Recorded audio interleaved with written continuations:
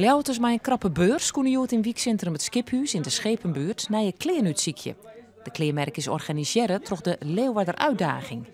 En we hebben ook onderzoek gedaan vorige zomer van armoede was ons thema en waar is nou de meeste behoefte aan. En daar kwam toch ook wel echt uit voedsel en kleding. Elke klant mij 8 kledingstukken meenemen. En er is goed verlet van. Al is het dreig om er iepen voor u te komen dat je het nedergaat. Hoe groot is de nood? Ja, die is heel groot, want we kunnen niks. We hebben maar €40 te besteden. Dus als er wat kapot gaat, koop eens een paar nieuwe schoenen. Gaat niet. Nee. In de uitverkoop gaat ook niet. Dus we moeten echt, dit is nodig.